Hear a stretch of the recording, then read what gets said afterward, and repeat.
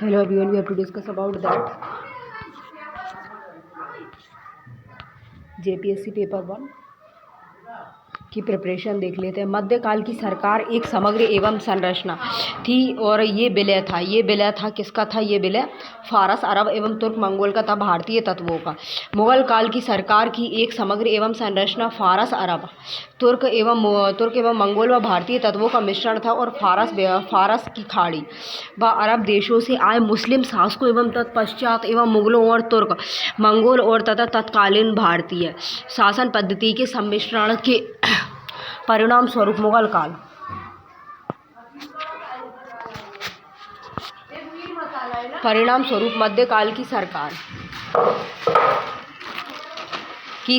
मध्यकाल की सरकार या शासन प्रणाली का निर्माण हुआ।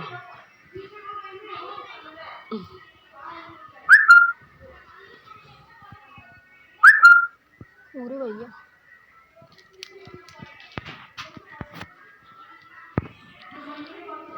प्रसिद्ध हजारा मंदिर एवं विद्वान हिंदू मंदिर स्थापत्य कला का अभूतपूर्व नमूना होता है। ये निम्न के शासक के शासनकाल में निर्मित हुआ था। किसके में? श्री कृष्णदेव राय के में विजय एवं नगर शासक कृष्णदेव राय ने हजारा एवं विठ्ठल स्वामी मंदिर का निर्माण करवाया था और कृष्णदेव राय ने नागपुर एवं नामक नगर बसाया था और इनकी उपाधि एवं आंध्र भोज की होती है और इनका शासनकाल तेलुगु साहित्य का क्लासिकी युग कहलाता है।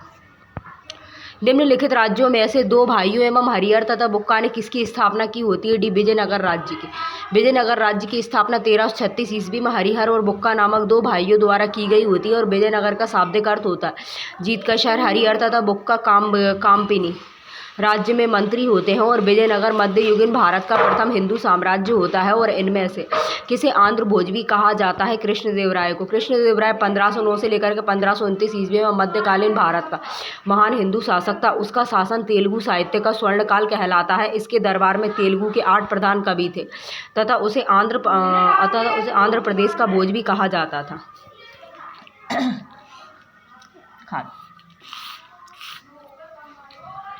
आंध्र भोज भी कहा जाता था। 15वीं एवं 16वीं शताब्दी के माध्यमिक आंदोलन। निम्नलिखित कृतियों को उनके लेखक एवं सम्मेलन करके ले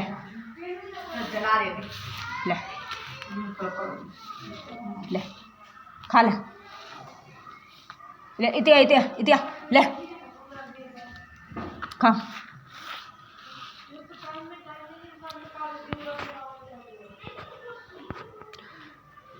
हकायत हिंदी संबंधित होती है।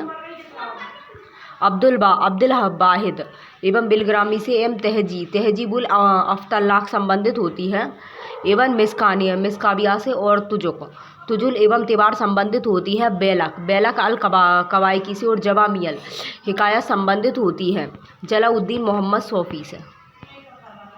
हकायत हिंदी संबंधित होती अब्दुल वाहिद बिलग्रामी से एन तहजीबुल अफलाक संबंधित होती इब्न मिसकानिया से और तुबूर और कुंजुल तिजार संबंधित होता है बेलक अल कवायकी से और जवामियुल हिकायत संबंधित होती है सदरुद्दीन एवं मोहम्मद औफी से। भारत में चिश्ती सिलसिला किसने प्रारंभ किया था? शेख मोइनुद्दीन चिश्ती ने। भारत में चिश्ती सिलसिले की स्थापना का श्रेय मोइनुद्दीन चिश्ती को दिया जाता है। शेख कुतुबुद्दीन बख्तियार काफी और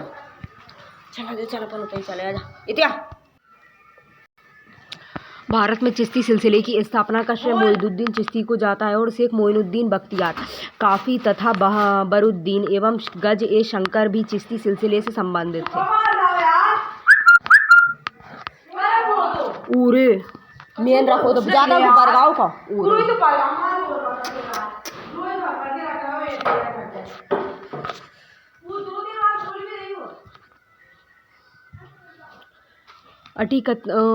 अति एवं कट्टरपंथी सूफी संप्रदाय होता है। नक्शलबंदी होता है। नक्शलबंदी सिलसिले की स्थापना 14वीं शताब्दी ईस्वी में ख्वाजा एवं बहाउद्दीन नक्सली ने की होती है। ये सूफियों में यार अच्छी चीज़ें हो रही।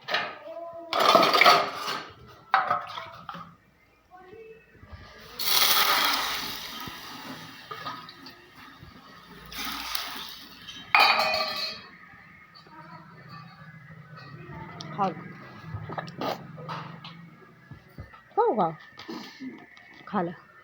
नक्सलबंदी सिलसिले के संस्थापक 14वीं शताब्दी ईस्वी में ख्वाजा बहाउद्दीन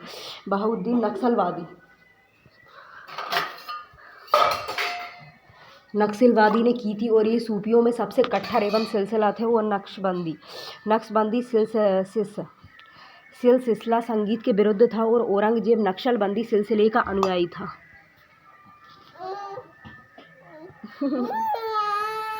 ले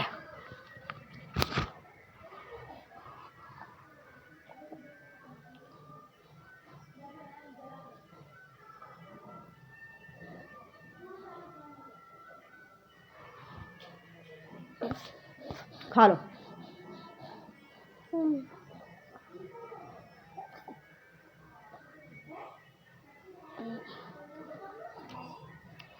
निम्नलिखित में से किसने दिल्ली के 8 सुल्तानों का शासन देखा था? किसने? अमीर खुसरो ने।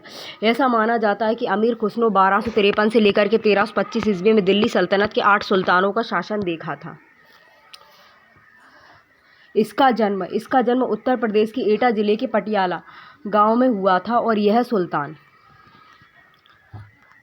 सुल्तान एवं बारू नासिरुद्दीन के समय दिल्ली आया था तथा गयासुद्दीन तुगलक के समय तक रहा था, और अमीर खुसरो को तूतीए हिंद के नाम से जाना जाता है। और अमीर खुसरो खड़ी बोली का प्रवर्तक होता है, और इसने आशिका लैला एवं मजनू एवं तथा तुगलकनामा तथा नूह सेपेहार नामक पुस्तकों की रचना की थी। जियाउद्दीन बरनी ने तारिक फिरोज शाही एवं मिनहाज उल सिराज ने तहकाक नासिरी तथा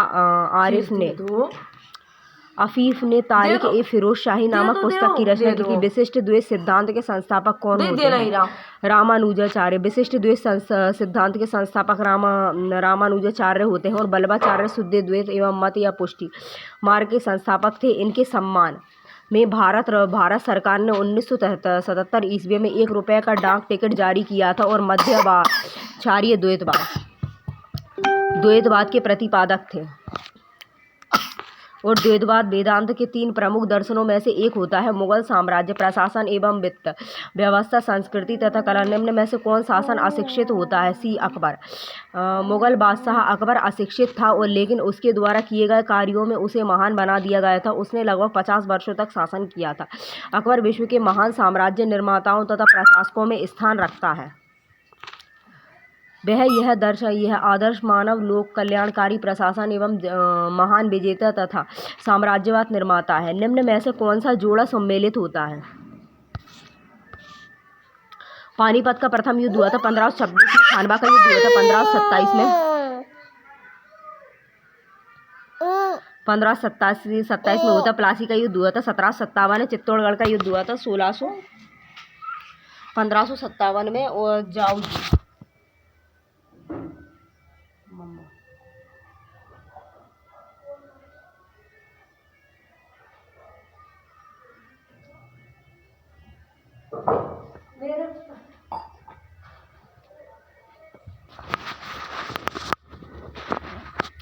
जजाऊ का निर्णायक युद्ध किन 2 मुगल राजकुमारों के बीच में हुआ था?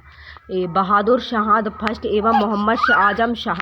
सन 1707 ईस्वी में औरंगजेब की मृत्यु के पश्चात मुगल शासक साम्राज्य में उत्तराधिकार को लेकर संघर्ष शुरू हो गया था। इसी क्रम में मुअज्जम एवं बहादुर फर्स्ट एवं मोहम्मद आजम के बीच सामूगढ़ के पास में जजाऊ में निर्णायक युद्ध हुआ था। मुगल काल में निम्नलिखित में से किस महिला ने ऐतिहासिक वितरण लिखे थे? गुलबदन बेगम ने।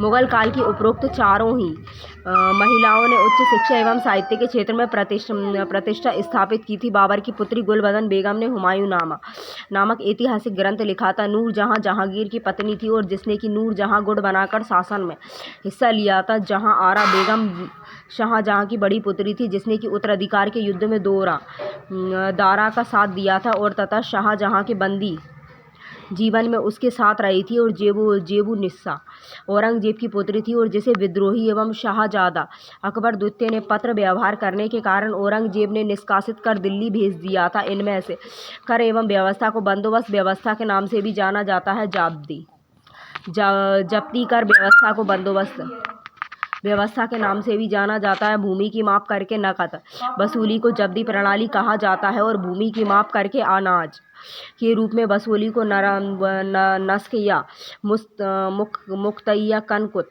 प्रणाली कहा जाता था। उत्पादित फसल के अनुमान के आधार पर लगान निर्धारण को गल्ला बख्शी एवं बटाई कहा जाता है और आइन ए दहशाला टोडरमल बंदोबस्त अकबर के समय में 1580 ईस्वी में लागू की गई थी। किस मुगल बादशाह को जिंदा पीर कहा जाता है? बी औरंगजेब को।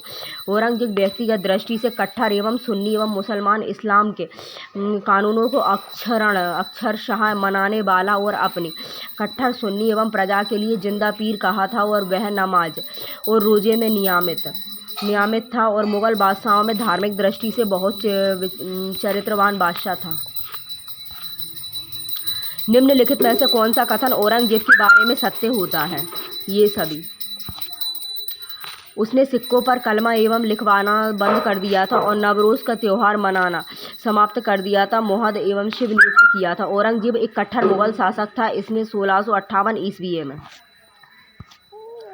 1658 ईस्वी से 1707 ईस्वी तक लगभग 49 साल तक शासन किया था और उसने सिक्कों पर कलमा लिखवाने और तथा नवरोज नहीं नवरोज का त्योहार मनाना बंद कर दिया था। ले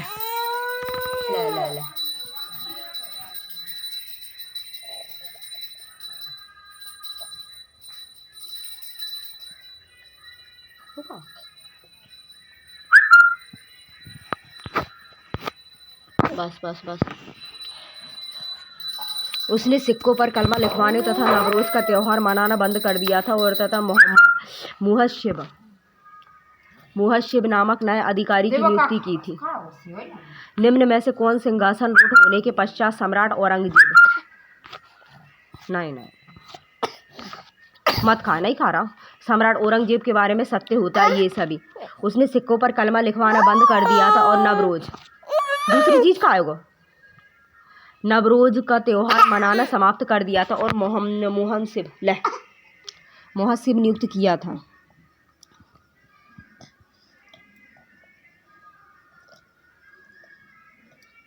मैं तो और कछु लिया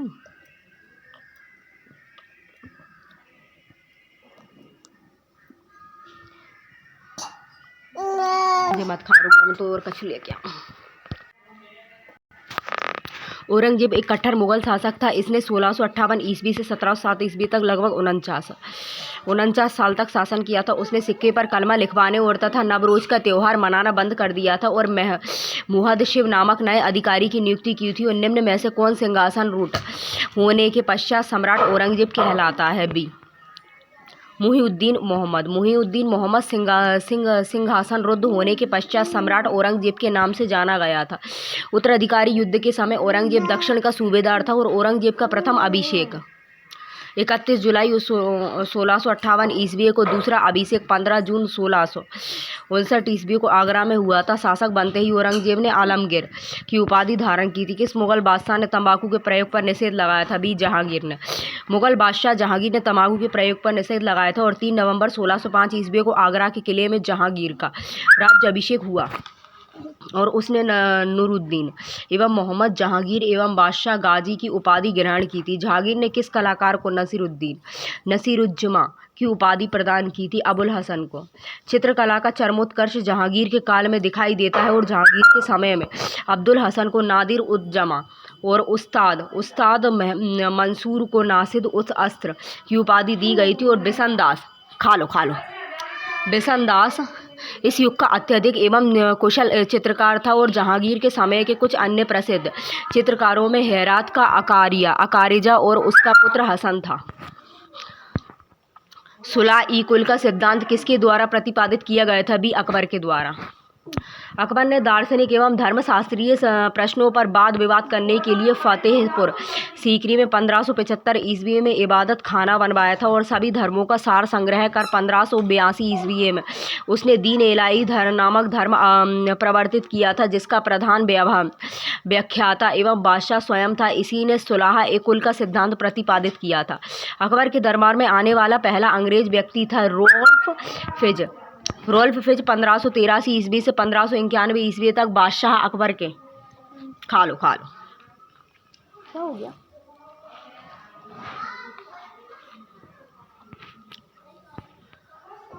उसने आगरा और फतेहपुर सीकरी दोनों शहरों को लंदन से बड़ा और भव्य बताया था। 1615 ईस्वी में टॉमस रो जेम्स ले आजा इतने आजा ले जेंगे जे था।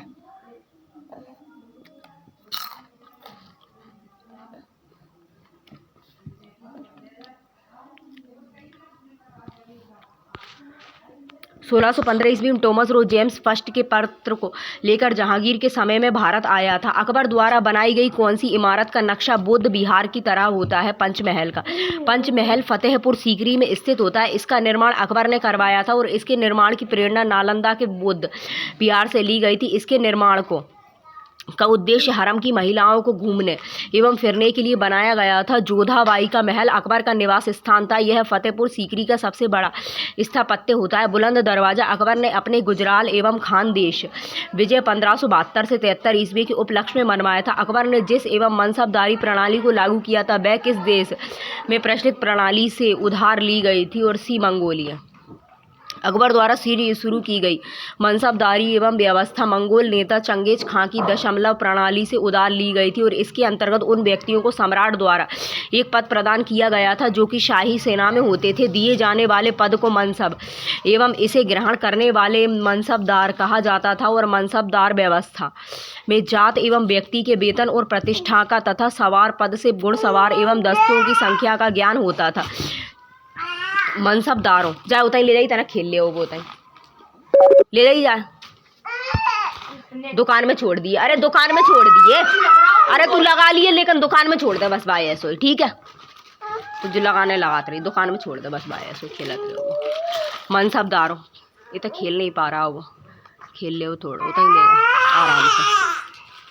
मनसबदारों को वेतन एवं नगद एवं जागीर दोनों रूपों में दिया जाता था और जहांगीर के समय में सवार पद में दुअप्पा एवं तथा सिंह अप्पा की व्यवस्था की गई थी। शुद्ध चांदी के रुपए का आविष्कार किसने किया था? बी शेर शाह ने। मुगल काल में शुद्ध चांदी के सिक्के रुपए का आविष्कार शेर शाह ने किया था और 3 धातुओं को सिक्का प्रणाली जो कि मुगलों की पहचान बनी वह शेर शाह द्वारा प्रारंभ की गई थी और पहला शुद्ध एवं चांदी का रुपया शेर शाह के शासनकाल में जारी हुआ। किस शासक को ग्रांड ट्रंक रोड का निर्माण श्रेय दिया गया होता है? शेरशाह सूरी को। शेरशाह सूरी को ग्रांड ट्रंक रोड के निर्माण का श्रेय दिया जाता है और शेरशाह सूरी ने अनेक सड़कों का निर्माण एवं पुरानी सड़कों की मरम्मत कराई थी और इसके द्वारा बनवाई गई सड़कें निम्न होती है। बंगाल से सोनार गांव से और शुरू होकर दिल्ली लाहौर एवं होती हुई पंजाब में अटक आई थी अटक तक एवं जाती थी और आगरा में बुरहानपुर तक एवं आगरा से जोधपुर होती हुई चित्तौड़ तक एवं लोहार से मुल्तान तक। पानीपत का प्रथम युद्ध कब हुआ था? बी 1526 में। पानीपत की प्रथम लड़ाई 21 अप्रैल 1526 ईस्वी को दिल्ली के सुल्तान एवं इब्राहिम लोदी और बाबर के बीच लड़ा गया था और इस युद्ध में इब्राहिम लोदी की पराजय हुई थी और इसी के साथ बहलोल लोदी द्वारा स्थापित लोदी वंश का समापन हो गया था। और पानीपत के मैदान में 2 और प्रमुख लड़ाइयाँ 1556 और 1761 ईस्वी में लड़ी गई थी। कौन सा युद्ध बाबर नहीं लड़ा गया था? सी होता है चौसा का युद्ध मुगल सम्राट एवं हुमायूं और अफगान शेरशाह सूरी के बीच में 26 जून 1539 ईस्वी को लड़ा गया था और इस युद्ध में शेरशाह की विजय हुई थी तथा हुमायूं किसी तरह एक भिश्ती के सहारे अपनी जान बचाने में सफल रहा था। शेरशाह की मुद्रा दाम किस धातु की बनी हुई होती है? सी तांबा की।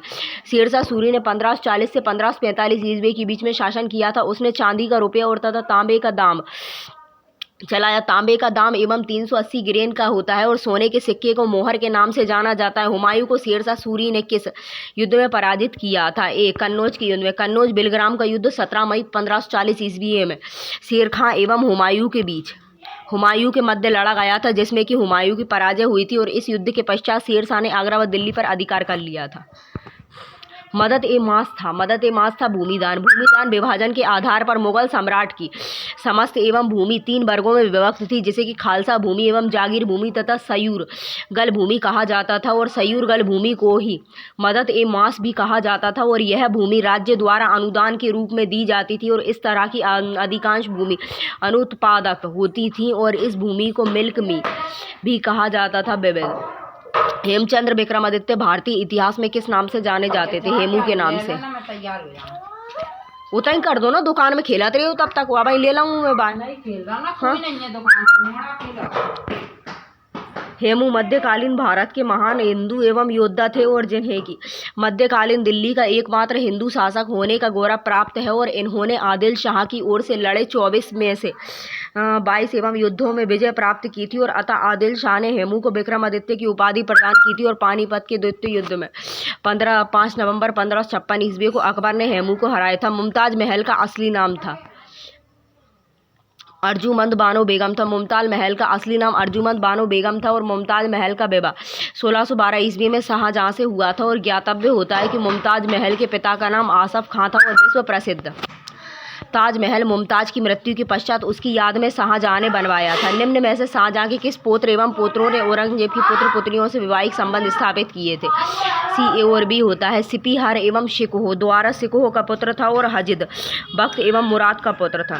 शाहजहां के पुत्र सिपीहर एवं शिकोह दो दारा शिकोह पुत्र था और औरंगजेब की पुत्री जुब्बत उन्निसा से और तथा हजीद बख्श जो कि मुराद का पुत्र था ने औरंगजेब की दूसरी पुत्री मेहर उन्निसा से वैवाहिक संबंध स्थापित किए थे। अतः दिए गए दोनों विकल्प सत्य हैं। अबुल फजल की मृत्यु इनमें से किसके कारण हुई थी? शाहजादा सलीम के कारण। अबुल फजल शेख मुबारक का पुत्र था और अकबर की उदार एवं धार्मिक नीति का उस पर बहुत प्रभाव पड़ा था। यह दीन ए इलाही का प्रधान पुरोहित भी रहा था। उसने अकबर नामक ग्रंथ लिखा था। 1602 ईस्वी में जहांगीर अर्थात शाहजहां शाहजादा सलीम ने वीर सिंह बुंदेला के द्वारा उसकी हत्या करवा दी थी और मराठा राज्य और संत और किसने कहा था कि हमें जर्जर वृक्ष के ताने पर प्रहार करना चाहिए और शाखाएं तो स्वतः ही गिर जाएंगी और इसलिए मराठा ध्वज कृष्णा ने से सिंधु तक लहराया जाना चाहिए था। बाजीराव प्रथम 1720 ईस्वी में साहू ने बालाजी विश्वनाथ के बड़े पुत्र बाजीराव प्रथम को पेशवा नियुक्त कर दिया था और बाजीराव प्रथम ने मुगल साम्राज्य के भावी पतन से मराठों के लिए लाभ उठाने का निश्चय किया था और साहू से कहा था कि अब समय आ गया है कि हम विदेशियों को बाहर से निकाल दें और हिंदुओं के लिए अमर क्रांति प्राप्त कर लें। हमारे प्रयत्नों से मराठा पताका कृष्णा नदी से अटक तक फहराने लगी थी। निम्न में से कौन सा किला शिवाजी द्वारा सर्वप्रथम जीता गया था? तोरण। छत्रपति शिवाजी का जन्म 1627 ईस्वी में पुणे के शिवनेरी किले में हुआ था और शिवाजी ने सर्वप्रथम 1646 ईस्वी में तोरण के किले पर अधिकार किया था और यह किला बीजापुर के आदिल शाह के अधीन था। यह किला महाराष्ट्र के पुणे जिले में स्थित होता है और इसे प्रचंडगढ़ के नाम से भी जाना जाता है। निम्न में से किस किले में से राजा राम 8 वर्षों तक मुगलों के अधिकार में रहा था? जिंजी में किले की घेराबंदी। जिंजी किले की घेराबंदी 1690 से 1698 तक शुरू हुई थी जब मुगल सम्राट औरंगजेब ने जुल्फिकार अली खां को कर्नाटक के नवाब के रूप में नियुक्त किया था और उसे जिंजी के किले को घेरने और कब्जा करने के लिए भेजा था। इस प्रकार मराठा शासक राजा राम 8 वर्षों तक मुगलों के अधिकार में रहा था और जिंजी की घेराबंदी इतिहास में किसी एक मुगल सेना द्वारा की गई सबसे बड़ी घेराबंदी थी। निम्न में से किसने सम्राट बहादुर शाह द्वितीय के 2 पुत्रों एवं एक पुत्र का कत्लेआम किया था?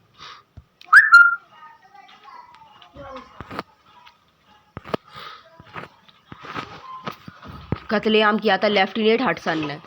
मई में दिल्ली में विद्रोह के प्रकोप का अंत। अंग्रेजों द्वारा मुगल शासन पर पूर्ण रूप से शिकंजा कसे जाने के साथ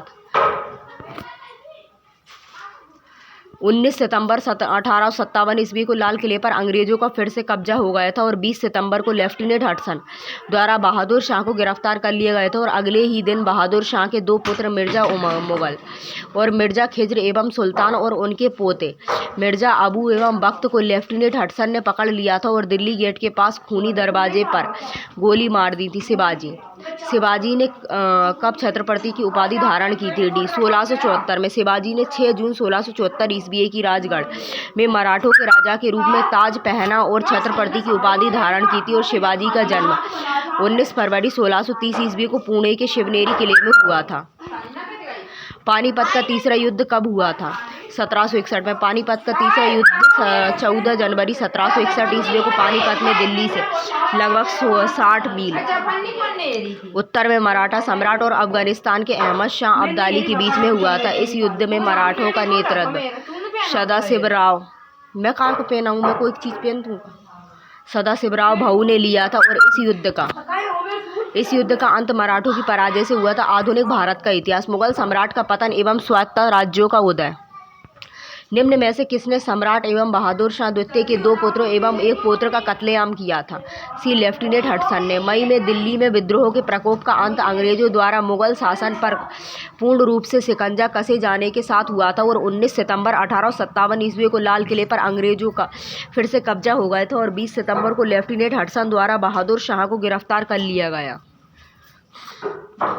अगले ही दिन बहादुर शाह के 2 पुत्र मिर्जा मुगल और मिर्जा एवं खिज्र सुल्तान और उनके पोते मिर्जा अबू बख्त को लेफ्टिनेंट हडसन ने पकड़ लिया था तथा दिल्ली गेट के पास खूनी दरवाजे पर गोली मार दी गई थी। राजा बनाने वाले के नाम से जाने जाते थे। बी सैयद बंधु अब्दुल्ला खां और हसन हुसैन अली ने 1713 ईस्वी से लेकर के 1720 ईस्वी तक एक मुगल राजनीति में महत्वपूर्ण भूमिका निभाई थी। उन्हें आधुनिक भारत के किंग्स मेकर के उपनाम से जाना जाता है। 1713 ईस्वी से लेकर के 1720 ईस्वी के बीच में सैयद बंधुओं ने फर्रुखशियार एवं उसी रफ़ी उद दौला एवं मोहम्मद शाह के शासन को शासक बनाया था।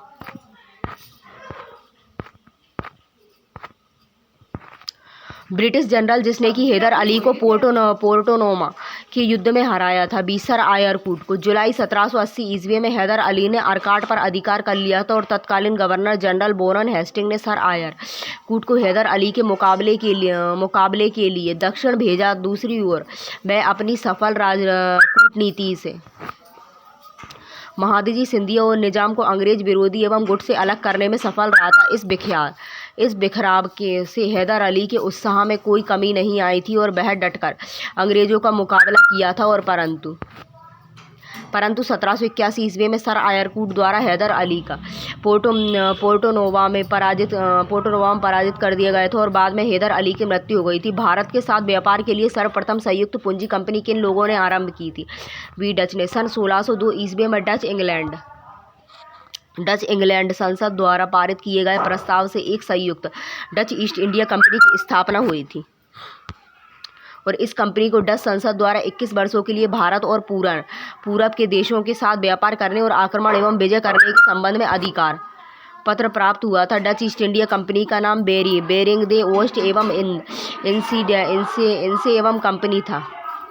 यह कई कंपनियों को मिलाकर बनी थी और इस प्रकार यह भारत के साथ व्यापार करने के लिए प्रथम संयुक्त पूंजी वाली व्यापारिक कंपनी थी।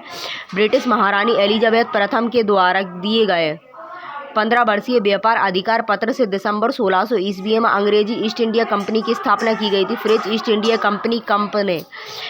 कंपनी देश इंडिसो और ओरिएंटलेस की स्थापना लुई 14वें के मंत्री एवं कोर्लबर्ड द्वारा 1664 ईस्वी में की गई थी और Danish Denmark East India Company सन 1616 ईस्वी में स्थापित हुई थी। सर्वप्रथम भारत से व्यापारिक संबंध रखने वाला यूरोपीय था पुर्तगाली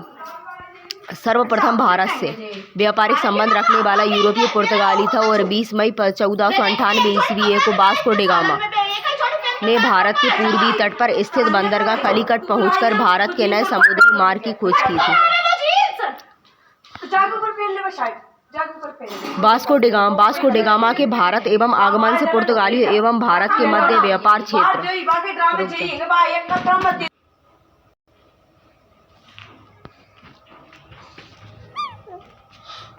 चल तो घुमा ले चलूं। ओ आ गए अपन, कहाँ गए?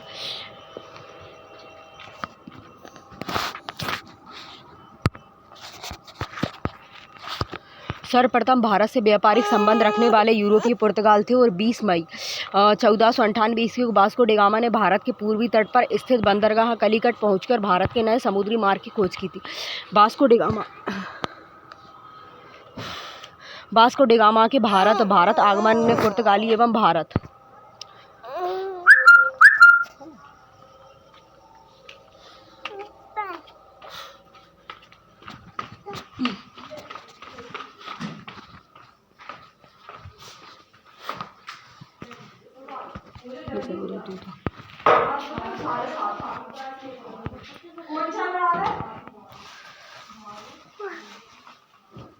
ले कहीं बैठ तू खाओगा ले जे खा ले जे खा ले नहीं ले छोड़ा ले खा ले जे खा ले नहीं खा रहा दूध पी ले ले पी ला दूध पी ला तुम भी चल रहे हो क्या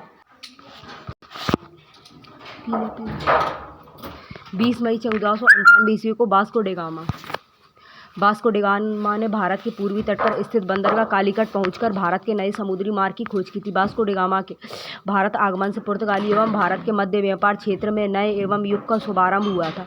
वास्को डी गामा ने भारत आने और जाने पर हुए यात्रा एवं व्यय के बदले में लगभग 60 गुना अधिक कमाई की थी। धीरे धीरे पुर्तगालियों का भारत आने का क्रम जारी हो गया था और पुर्तगाली व्यापारियों ने भारत में कलिकट एवं गोवा, दमन द्वीप, हुगली के बंदरगाहों में अपनी व्यापारिक कोठियाँ स्थापित की थी। गोवा को पुर्तगालियों ने अपनी सत्ता और तथा संस्कृति ने महत्वपूर्ण केंद्र के रूप में विकसित किया था। यद्यपि भारत में पुर्तगालियों ने सबसे पहले प्रवेश किया, लेकिन 18वीं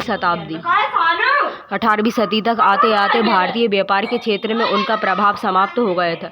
पुर्तगालियों के आगमन से भारत में तंबाकू की खेती, जहाज निर्माण और तथा प्रिंटिंग प्रेस की शुरुआत हुई थी। ईस्ट इंडिया कंपनी और क्षेत्रीय राज्य महाराजा रणजीत सिंह के राज्य की राजधानी थी लाहौर। मत कर यार।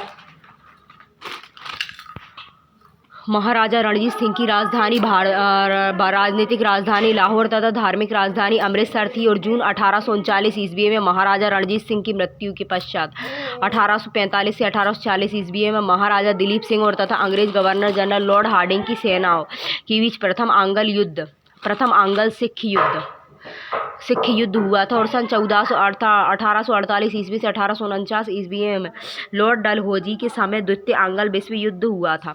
महाराजा रणजीत सिंह के उत्तराधिकारी थे बी खड़क सिंह थे।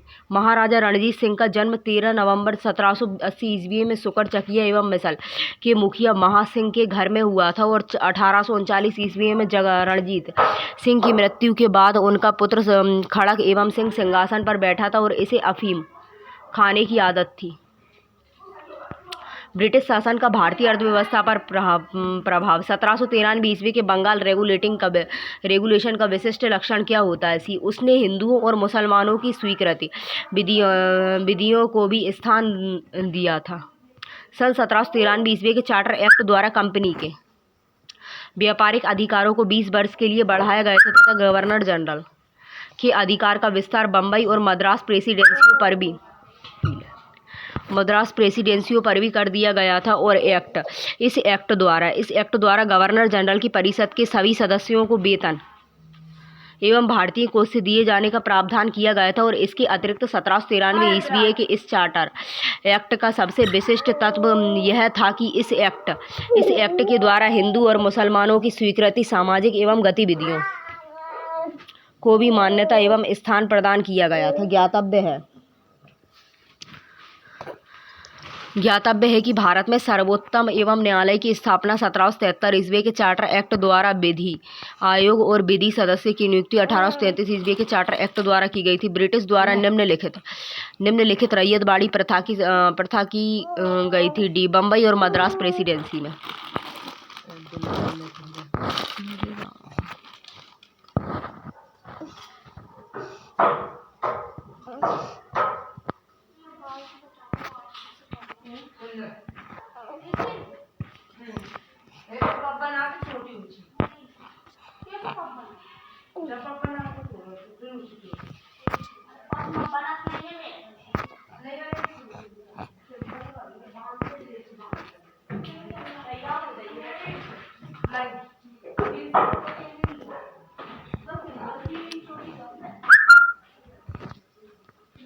Thank you guys, this session will be closed.